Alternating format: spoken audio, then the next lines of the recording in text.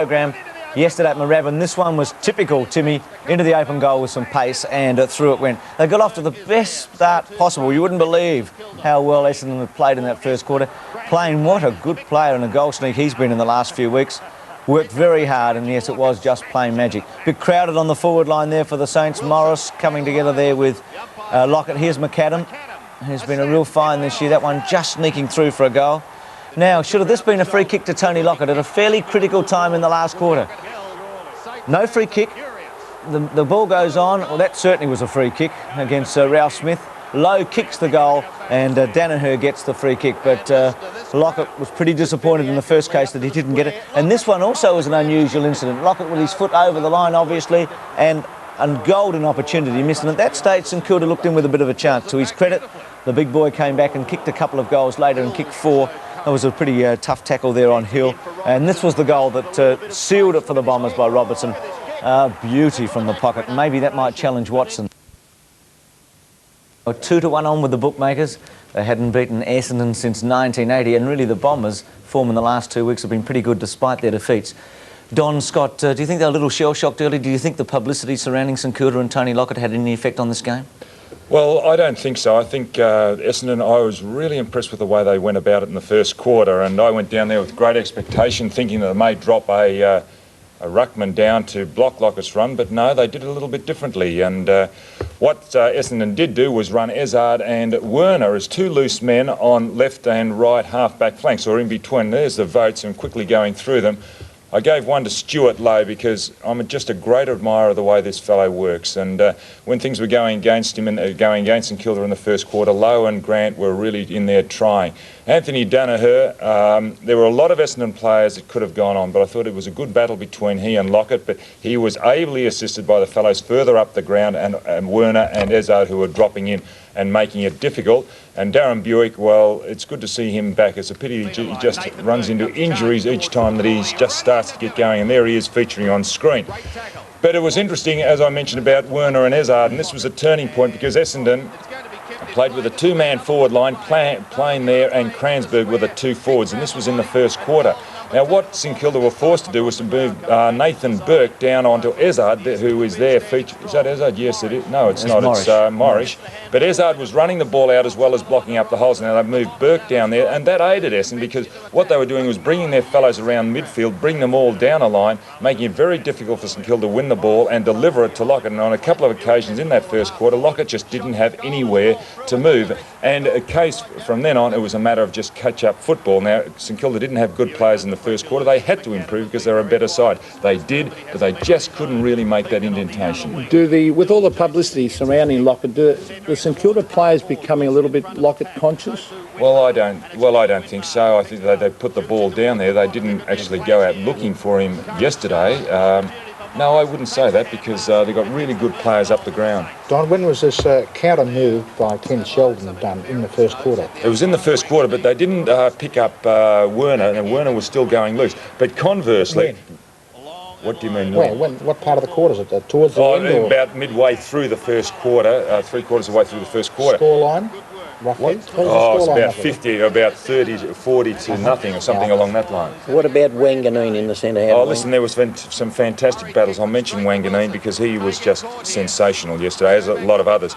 O'Donnell Coughlin, real interesting battle. Anderson Daniel on the wing, another good one. Plain and Grant, Spawn McAdam, Hills and Winmar. Hills was taken off, but it was good to see this young fella come back on.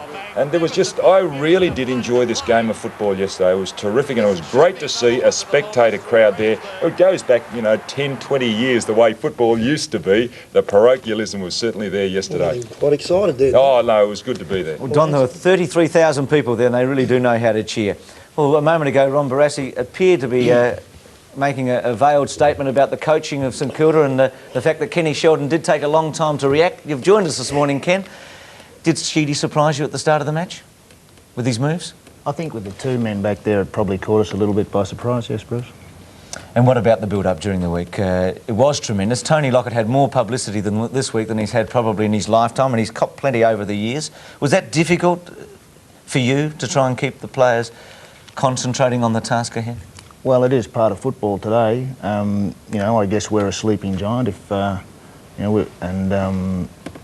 certainly with our performances to this stage, it wasn't going to take long before the media was really hyping it up, and certainly it happened last week. Ken, do you see this two-man forward line type of setup being tactical or something of the future a lot of clubs will adopt? Well, if they do, we've got to be able to adapt quicker, Kelvin. I think what aided that move was our poor disposal from our half-back line in the early parts of that quarter. Now, as you were about to say before, Don, they had Werner and Ezard back there, but we also had two loose players as well. Now, I think the difference is that you've got to get the ball initially, like the go-getters, and then you've got to have your finishes. And unfortunately, we were a little lacking in both departments early in the game. Ken, you did mention, yeah, and that's true, and I found it very hard to pick up your loose men, especially in that first quarter, because Essendon, as we've already mentioned, got them all up around midfield. What was going through your mind then? I know you put Nathan Burke down there. That blocked up the situation.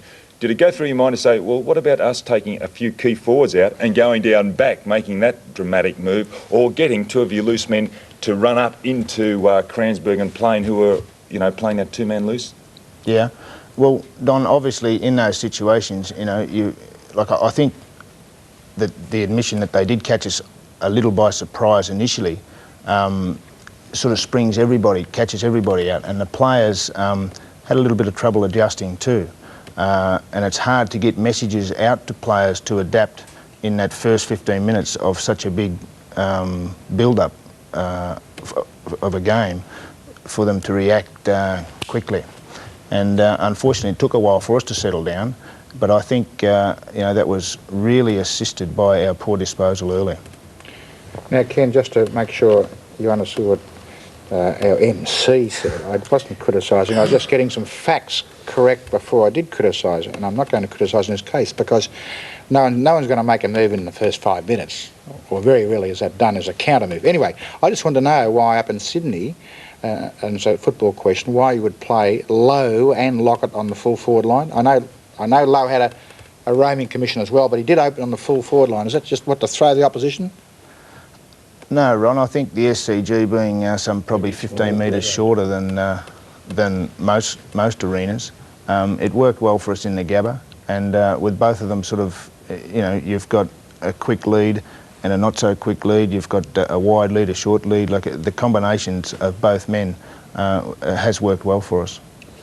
Kenny had to expect that at some time there was going to be no space for Tony to move into, and yesterday with those players there, if you bring down your own, you're only making it worse, I suppose. Well, you are clogging it, there's no doubt about that, but I must say that we missed a lot of long goal opportunities that went the wrong side of the post.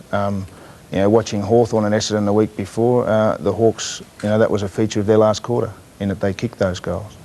Ken, did you go out there with men having specific jobs? And I instance the case of Danny Frawley, who followed his opponent up to the half-back line. But you were soon, because Frawley seemed to be a little bit at sea, being led to the ball, marks taken, you soon got him back to full back. Did guys go out there with specific jobs yesterday?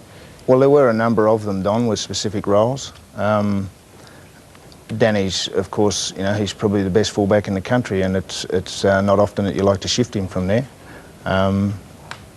Does he have problems when it goes up the ground? Oh no, I think he's at the stage probably where he could become a very good centre-half back, a back flanker in fact. Now, I didn't see the match, Ken, but I've been told by a good, reliable source, Credibil, that Anthony Danaher actually out-manoeuvred physically Tony Lockett at some stage. Is that correct? Well, I think full credit must go to Anthony Danaher. I think he played a fine game.